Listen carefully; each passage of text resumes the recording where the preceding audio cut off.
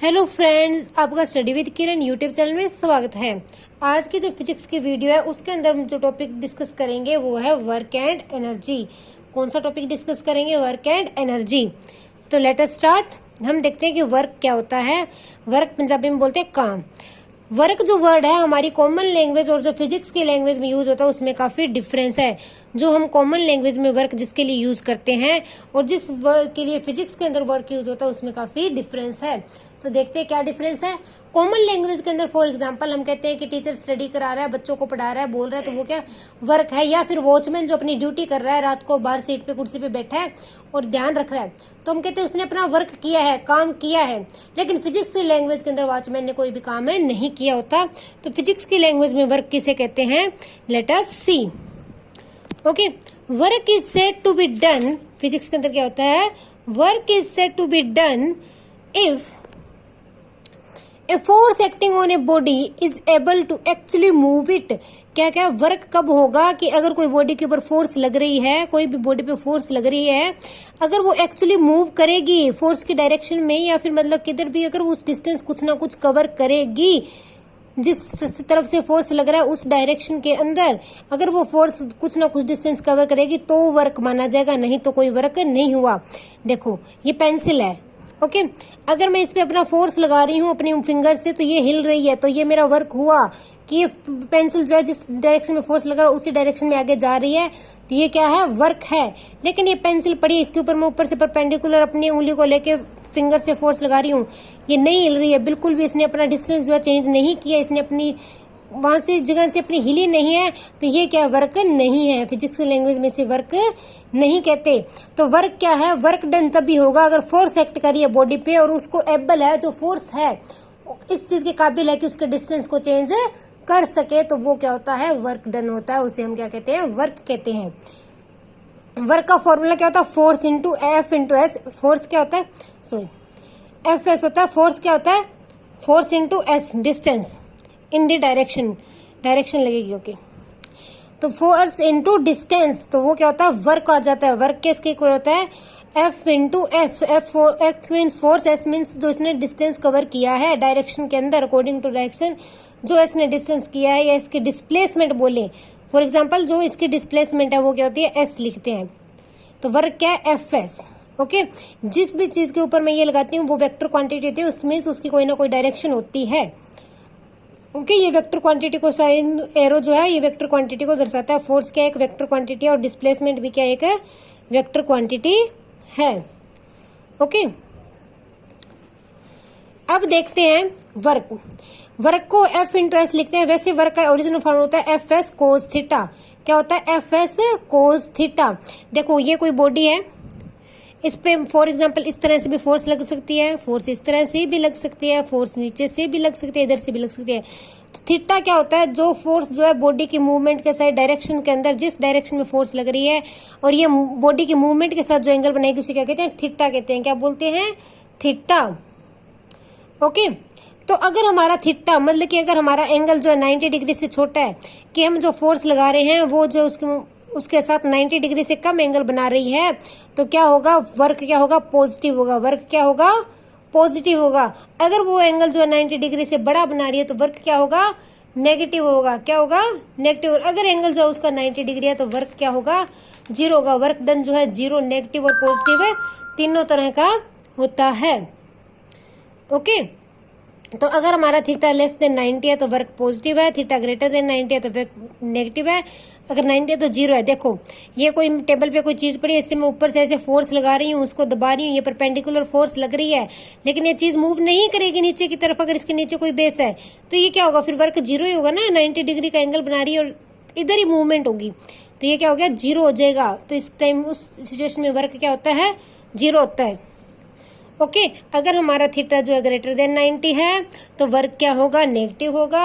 अगर हमारा theta less than 90 है तो वर्क क्या होगा? पॉजिटिव होगा। अगर हमारा थीटा इक्वल टू 0 है तो हमारा वर्क क्या होगा? थीटा इक्वल टू 90 है तो वर्क क्या होगा? 0 होगा। ओके, अब हम देखते हैं कि पॉजिटिव वर्क डन कैसा होता है, नेगेटिव कैसा होता है, और जो है हमारा जीरो वर्क डन कब होता है। ओके, तो पॉजिटिव वर्क डन की तो हमारे पास काफी एग्जाम्पल्स है। सॉरी, ध्यान दीजिए। पॉजिटिव वर्क डन कब होता है? देखो फॉर एग्जाम्पल कोई भी चीज़ है, ऊपर से हम नीचे गिरा रहे हैं, ग्रेविटी उसे कुछ खींच रही है तो उसकी डिस्टेंस में चेंज हो रहा है, वो डिस्प्लेसमेंट कर रही है, तो ये क्या पॉजिटिव वर्क डन है। कोई भी चीज़ को ग्रेविटी, धरती जो अपनी ग्रेविटी की पावर से नीचे खींच रही है तो वो क्या है? पॉजिटिव वर्क डन है। तो ये एक पॉजिटिव वर्क डन की एग्जाम्पल होगी। ओके, जब भी कोई है, फॉर एग्जाम्पल जो हॉर्स है वो गाड़ी को आगे खींच के लेके जाता है, वैसे लेके जा रहा है, वो डिस्टेंस कवर कर रही है, तो वो भी क्या है? पॉजिटिव वर्क डन है। ओके, अब देखते हैं नेगेटिव वर्क डन क्या होता है। अब देखते हैं नेगेटिव वर्क डन कब होता है, कि वर्क डन जो है वो नेगेटिव कब होता है। नेगेटिव वर्क डन की example, most important example, friction. Friction क्या होती है? अपोजिंग फोर्स होती है ना।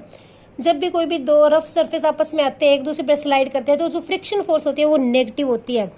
कोई भी दो रफ सरफेस है, आपस में जब स्लाइड करेंगे तो वो जो इसमें फ्रिक्शन फोर्स लगेगी वो ऑपोजिट होगी, वो उसको रोकने, मूवमेंट से रोकेगी। ठीक है, वो उल्ट दिशा में लगेगी, ऑपोजिट डायरेक्शन में जाएगी, तो वो क्या होगा? नेगेटिव वर्क डन होगा। वो क्या होगा? नेगेटिव वर्क डन होगा। ठीक है, क्या होता है negative work done? Friction force जब वो क्या है? एक तरह से नेगेटिव वर्क डन है। ओके, कि यह डायरेक्शन के उल्ट होता है, फोर्स से उस जिस तरह फोर्स लग रही है। जब ये हम स्लाइड कराते हैं, स्लाइड इधर कर रहा है लेकिन फ्रिक्शन फोर्स है उसको उधर खींच रही है, उल्टे दिशा में जा रही है, तो वो क्या होगा? नेगेटिव वर्क डन, नकारात्मक वर्क डन। ओके, उसे क्या कहते हैं? Negative work done. अब देखते हैं जीरो वर्क डन कब होता है। अभी बताया था जीरो वर्क डन कब होता है, जब हम परपेंडिकुलर फोर्स लगाते हैं तो क्या होता है? जीरो वर्क डन होता है। फॉर एग्जाम्पल एक कुल्ली है, एग्जाम्पल लेते हैं, कुल्ली ने जो अपने सिर पे लोड उठाया हुआ है, ठीक है, वर्क तो वो कर रहा है सिर्फ, क्योंकि लोड का फोर्स तो उसकी लग रही है ना फोर्स उसकी, क्योंकि उसने बोझ उठाया तो फोर्स लग रही है, लेकिन वो अपनी जगह खड़ा है, जगह कहीं जा नहीं रहा, तो वो क्या है? जीरो वर्क डन है। क्या है? जीरो वर्क डन है। ओके, तो इस तरह का वर्क डन क्या होता है? जीरो वर्क डन होता है। ओके, कि वो अपनी पोजीशन से मूव नहीं कर रहा और उसने होल्ड किया हुआ है अपने हेड के ऊपर, ठीक है, लोड को। और अगर फॉर एग्जाम्पल उसने अपने हेड पे लोड वर्क, अपने सिर पे बोझ उठाया हुआ है और वो जा भी रहा है, तो भी जो उस बोझ के अनुसार, जो उसके लोड के अनुसार जो उसका वर्क डन है वो जीरो है। क्यों? क्योंकि जो ये उसने लोड लिया उसका फोर्स किधर लग रहा है? नीचे की तरफ लग रहा है, लेकिन उसकी मूवमेंट क्या है? कोई और ही डायरेक्शन में है, तो ये भी क्या होगा? जीरो वर्क डन होगा। ओके, तो ये जो है नेगेटिव, पॉजिटिव और जीरो वर्क डन की कुछ एग्जाम्पल थी। तो ये हमने भी क्या डिस्कस किया कि वर्क क्या होता है, एग्जाम में क्या पूछा जा सकता है। एग्जाम में पूछा जा सकता है कि वर्क डन का फॉर्मूला क्या है, वर्क डन कैसे होता है, या अगर हमारा एंगल जो है वर्क डन का जो फोर्स का है वो थीटा जो 90 से बड़ा है तो वर्क डन नेगेटिव होगा या पॉजिटिव होगा। इस तरह का एग्जाम जो है क्वेश्चन, इस तरह का क्वेश्चन जो है वो एग्जाम में आ सकता है। ओके, अब नेक्स्ट टॉपिक जो वो हमारा है वो है एनर्जी। देखते हैं कि एनर्जी क्या होती है। Late us see what is energy. Energy क्या होती है? एनर्जी ऊर्जा, पंजाबी में क्या बोलते हैं इसे? ऊर्जा। क्या कहते हैं? ऊर्जा। एनर्जी क्या होती है? The energy of a body, the energy of a body is defined as its capacity for doing work. कि किसी बॉडी की एनर्जी क्या है? उसकी कैपेसिटी है, उसकी समर्थ है कि वो काम को किस तरह से कर सकती है, कितना काम वो कर सकती है, उसे क्या कहते हैं? एनर्जी कहते हैं। उसे क्या कहते हैं? ऊर्जा कहते हैं। कि मैं कोई भी चीज़ है, फॉर एग्जाम्पल कोई भी आदमी है, कोई भी चीज़ है, कोई भी मैन जो है वो कितना काम कर सकता है, वो इसकी क्या है? एनर्जी है। उसके काम करने के पावर को क्या कहते हैं? Energy. The energy of a body क्या डिफाइन करती है? उसकी कैपेसिटी करती है कि वो काम कितना कर सकता है, कितना वर्क वो कर सकता है। ओके, काफ़ी एनर्जी की जो काफ़ी फॉर्म्स है वो हम आगे डिस्कस करते हैं। ओके, देखते हैं एनर्जी की कौन कौन सी फॉर्म है। जो वर्क है, हाँ एक पॉइंट बताने वाला रह गया, जो वर्क है, सॉरी, जो वर्क है उसको यूनिट्स को मापने का यूनिट जो वो क्या है? जाउल है। जाउल। ऐसा यूनिट क्या है इसका? जूल। इसे जाउल भी बोलते हैं, पंजाबी में कहते हैं जूल। और जो इसका सीजीएस यूनिट है वो है अर्ग। क्या है? अर्ग। ओके, और जो 1 जूल होता है वो 10 की -7 अर्ग के 10 की पावर, सॉरी माइनस नहीं, 10 की 7 अर्ग के इक्वल होता है। 1 जूल क्या होता है? 10 की 7 अर्ग के इक्वल होता है। ओके, तो इसका जो ऐसा यूनिट है फोर्स वर्क का वो क्या है? जाउल। क्या है? जाउल पंजाबी में बोलते हैं जूल, पंजाबी में से क्या बोलते हैं, जूल। ओके, तो अभी हमने क्या देखा, वर्क का यूनिट देखा। ओके, ऐसा यूनिट जो वर्क का क्या है, जूल, और सीजीएस क्या है, अर्ग। ओके, अब एनर्जी देखते हैं। सेम उसी तरह से एनर्जी का भी यूनिट जूल है और अर्ग सीजीएस के अंदर है। एनर्जी के भी यूनिट सेम ही है। ओके, इसका ऐसा यूनिट जो है वो जूल है और सीजीएस यूनिट है वो क्या है, अर्ग है। ओके, अब देखिए एनर्जी की फॉर्म्स कौन कौन सी है। सबसे पहले जो हम फॉर्म देख रहे हैं वो है काइनेटिक एनर्जी, गतिज ऊर्जा। पंजाबी के अंदर क्या बोलते हैं इसे, गतिज ऊर्जा। काइनेटिक एनर्जी नाम से पता चल रहा है जो गति के अंदर होगी। The energy possessed by a body by virtue of its motion is called energy, kinetic energy. कि जो ऊर्जा वस्तु जो वस्तु मोशन में है, गति के अंदर है, कोई भी चीज गति में है तो उस टाइम जो उसमें ऊर्जा है उसे क्या बोलते हैं, गतिज ऊर्जा बोलते हैं। कोई चीज मूवमेंट कर रही है, इस तरह से मूवमेंट कर रही है, उसके मोशन के अंदर जो एनर्जी है उसे क्या बोलते हैं, गतिज ऊर्जा कहते हैं। ओके, इसकी एग्जांपल लेते हैं। जो विंड मिल है, विंड मिल किससे काम करती है, विंड मिल काम करती है काइनेटिक एनर्जी ऑफ एयर। ये होता है ना, इस तरह से विंड मिल बनी होती है, उसमें पर लगे होते हैं इस तरह से, ठीक है। तो जो विंड है वो मोशन में होती है, तो जो मोशन में होती है तो इसे घुमाती है, ठीक है, विंड मिल को घुमाती है। तो विंड मिल क्या यूज करती है, काइनेटिक एनर्जी ऑफ एयर, कि हवा की जो है काइनेटिक एनर्जी को यूज करती है। ओके, फिर उससे क्या बिजली बनती है, बाद में उसको मैकेनिकल में चेंज करती है।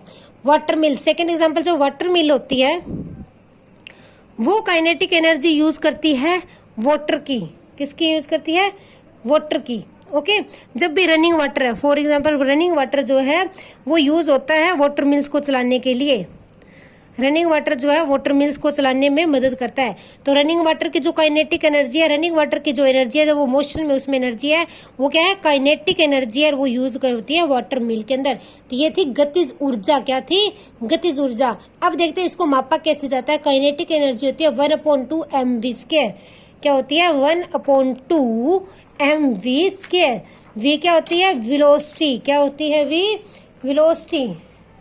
ओके, तो काइनेटिक एनर्जी क्या होती है, 1/2 mv²। ओके, और m क्या होता है, मास, बॉडी का मास। तो काइनेटिक एनर्जी का हमने फार्मूला देखा 1/2 mv²। ये याद कर लेना, एग्जाम में डायरेक्टली पूछा जा सकता है। काइनेटिक एनर्जी का फार्मूला क्या था, 1/2 mv²। अब नेक्स्ट देखते हैं हम।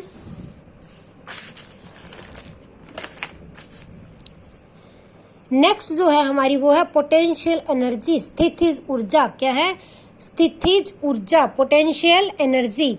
अब देखते हैं पोटेंशियल एनर्जी क्या होती है।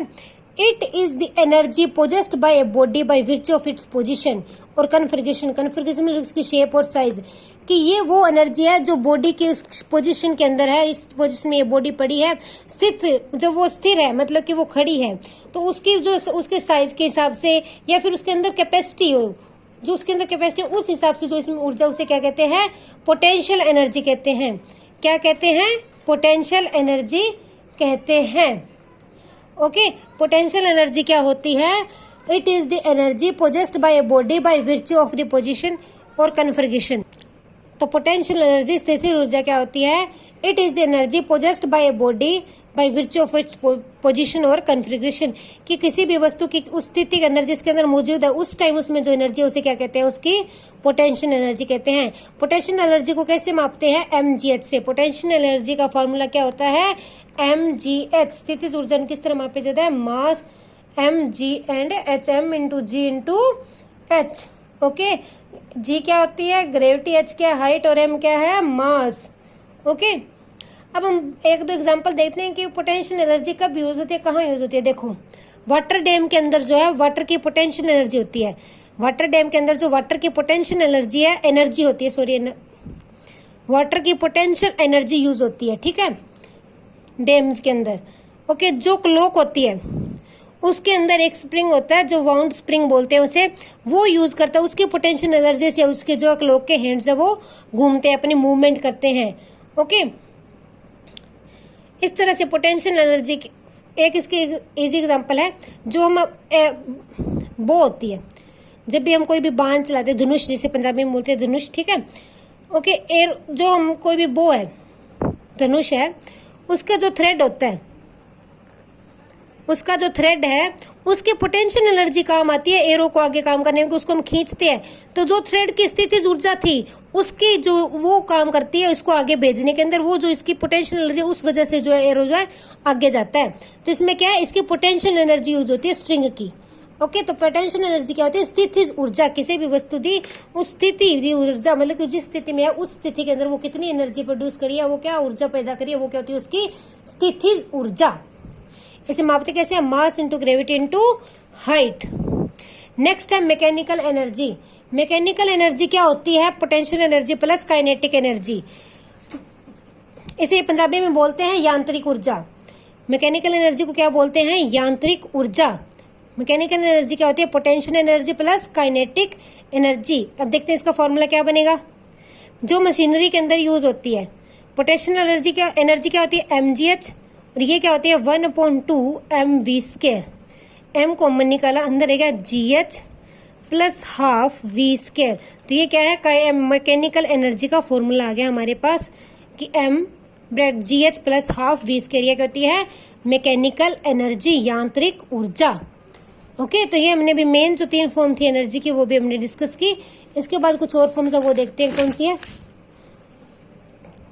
Internal energy. इंटरनल एनर्जी क्या होती है, a body possesses internal energy, कि बॉडी के अंदर कुछ ना कुछ खुद की समर्था होती है, उसे क्या होती है, इंटरनल एनर्जी कहते हैं। जो इसकी खुद की समर्था होती है उसे। ओके, हीट एनर्जी, जो बॉडी के अंदर हीट है उसके हिसाब से जो इसमें काम करती है वो क्या होती है, हीट एनर्जी होती है, ताप ऊर्जा बोलते हैं उसे। ओके, कि बॉडी के जो पार्टिकल्स है उनकी हीट के हिसाब से जो उनके अंदर ऊर्जा पैदा होती है उसे क्या कहते हैं, हीट एनर्जी बोलते हैं।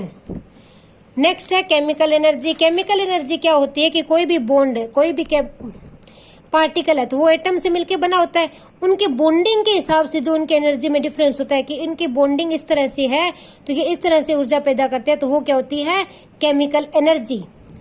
और कुछ टाइप है एनर्जी की, electric energy, nuclear energy, muscular energy. Electric energy जो में एटम और मॉलिक्यूल्स के चार्ज के हिसाब से, कल हमने इलेक्ट्रॉन, प्रोटॉन, न्यूट्रॉन के बारे में पढ़ा था ना कि इलेक्ट्रॉन का नेगेटिव है, प्रोटॉन का पॉजिटिव है, न्यूट्रॉन न्यूट्रल होते हैं, तो इनके चार्ज के हिसाब से जो एनर्जी होती है वो क्या होती है, इलेक्ट्रिक एनर्जी।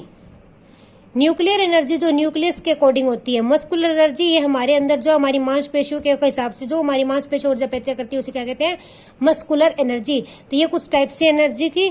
और इसी तरह विंड एनर्जी, साउंड एनर्जी, कि हर जो भी चीज ऊर्जा पैदा करती है, हर टाइप की, काफी टाइप्स की जो एनर्जीज होती हैं। नेक्स्ट एक टॉपिक हो रहा है वर्क पावर एनर्जी के अंदर, वो है पावर। क्या है, पावर। ओके, अब देखते हैं पावर क्या होती है। The time rate of doing work is called power, कि किस टाइम में वर्क हुआ है, कोई भी टाइम रेट के अंदर, बल्कि काम करने का टाइम से जब डिवाइड करते हैं तो हमारे पास क्या आ जाती है, पावर। ठीक है, कि time rate of doing work, काम करने में जितना टाइम लगा उसे क्या कहते हैं, पावर कहते हैं। क्या कहते हैं, पावर कहते हैं। Sorry for disturbance. ओके, तो अब जो हम क्या कर रहे थे, पावर। पावर क्या होता है, work upon time. Work upon time, जब हम वर्क को टाइम से डिवाइड करते हैं तो क्या आ जाती है, पावर आ जाती है। ओके, अब देखो वर्क क्या होता है, F into displacement, force into displacement upon time. अब देखो हमने फर्स्ट चैप्टर में देखा कि डिस्प्लेसमेंट अपॉन टाइम क्या होता है, वेलोसिटी। तो पावर क्या आ गई, एफ इंटू वी, कि पावर का फॉर्मूला क्या हो गया, एफ इंटू वी। देखो पावर क्या थी, वर्क अपॉन टाइम, वर्क का फॉर्मूला फिल किया, फिर मुझे पता है एस अपॉन टी क्या होता है, वेलोसिटी होता है। हमने फर्स्ट चैप्टर में देखा था कि डिस्प्लेसमेंट में टाइम के अकॉर्डिंग चेंज होता है, उसे क्या बोलते हैं, वेलोसिटी बोलते हैं। तो पावर क्या आ गई, एफ इंटू वी। तो ये था पावर। तो ये था हमारा वर्क एंड एनर्जी चैप्टर, जिसके अंदर इतने टॉपिक थे, इससे बाहर कुछ भी नहीं है। तो आज हमने क्या डिस्कस किया, वर्क क्या होता है। वर्क कब होता है कि जब भी हम किसी भी बॉडी पे फोर्स लगाते हैं, अगर वो अपना डिस्टेंस चेंज करे तो उसे कहते हैं वर्क हुआ है, अदरवाइज वो वर्क नहीं होता। फिर हमने देखा कि एनर्जी वर्क का फार्मूला क्या होता है। ओके, वर्क का फार्मूला क्या होता है, force into S displacement. Okay, और इसके यूनिट क्या है, एसआई यूनिट जूल है। फिर हमने देखा एनर्जी क्या होती है। एनर्जी जो कैपेसिटी है हमारी वर्क करने की, उसे क्या बोलते हैं, एनर्जी बोलते हैं। इसे भी हम किस में मापते हैं? जूल में। फिर हमने 3 तरह की मेन एनर्जी पढ़ी, kinetic, potential and mechanic energy. Kinetic energy क्या होती है? किसी भी चीज जो मोशन में है उसके अंदर जो उसकी एनर्जी है उसे क्या बोलते हैं? Kinetic energy. जब चीज अपनी नॉर्मल सिचुएशन में पड़ी है उसके अंदर जो एनर्जी है उसकी उसे क्या बोलते हैं? Potential energy. और जो तीसरी थी मैकेनिकल एनर्जी, वो क्या थी? Kinetic energy plus potential energy. फिर हमने देखी internal energy, heat energy, chemical energy, sound, wind energy, ये हो जो अदर टाइप सी एनर्जी की। फिर हमने देखा पावर क्या होती है? पावर किसी भी काम, टाइम रेट ऑफ वर्क, कि इतने टाइम में कितना वर्क हुआ तो वो क्या होती है? उसकी पावर होती है। जितने जल्दी काम को पूरा करेगा उसकी पावर उतनी ज्यादा होगी। ओके, तो पावर किसके इक्वल होती है? Force into velocity. हमने क्या देखा? पावर वैसे होती है वर्क अपॉन टाइम। जब वर्क और टाइम का फॉर्मूला पुट किया तो हमारे पास पावर क्या किसके इक्वल आ गई? पावर जो है हमारे पास आ गई F into V, force into velocity. Okay, तो ये आ गई हमारे पास है पावर। पावर जो है इसका एब्सोल्यूट यूनिट है, जो ऐसा यूनिट है वो क्या होता है? वोट। पावर का यूनिट क्या है? ऐसा यूनिट जो है इसको मापते हैं वह क्या होता है? वोट, वाट। ठीक है, तो पावर जो है वाट में मापी जाती है। किसमें मापी जाती है? वॉट के अंदर। ठीक है, अब जो नेक्स्ट एक छोटी सी चीज रहेगी, it's most important, mass energy equivalence. ये बहुत बड़ी चीज है जो आइंस्टाइन ने प्रूव की थी कि एनर्जी और मास के अंदर भी क्या है? रिलेशन होता है। एनर्जी और मास क्या इक्वल होते हैं। ये सिंपल आपको इतने लाइन या फॉर्मूले याद रखना है। एनर्जी इक्वल टू mc², ये आइंस्टाइन ने बनाई थी। इसके ऊपर एक मूवी भी बनी हुई है सेम इसी नाम से, E इक्वल टू mc² से। ये क्या है? एनर्जी। ये क्या है? मास। और C जो है वेलोसिटी ऑफ लाइट होती है, कि लाइट किस तरह से ऐसी है। आइंस्टाइन ने क्या कहा था कि जो ज्यादातर यूनिवर्स के अंदर काम है वो सन से एनर्जी जो सबसे ज्यादा, सबसे बड़ा सोर्स ऑफ एनर्जी क्या है? सन है। उससे जो है लाइट आती है, वो क्या है? सबसे ज्यादा बड़ा सोर्स है। Most of the energy of universe क्या है? एनर्जी किसकी फॉर्म में है? सन के फॉर्म में है। किसके फॉर्म में? सन के फॉर्म में। तो उसने उसी तरह से लाइट को लिया, उसने कहा कि एनर्जी क्या होगी? जो सन से एनर्जी आती है वो क्या होगी? मास इंटू c², जो वेलोसिटी ऑफ लाइट है। c क्या है? Velocity of light. ये इक्वेशन डायरेक्टली जो एग्जाम में आ सकती है, E is equal to mc²। Okay, तो आज हमने वर्क एंड एनर्जी के बारे में देखा कि वर्क एंड एनर्जी क्या होती है। आज के लिए इतना ही। Thanks and have a nice day. Keep supporting me.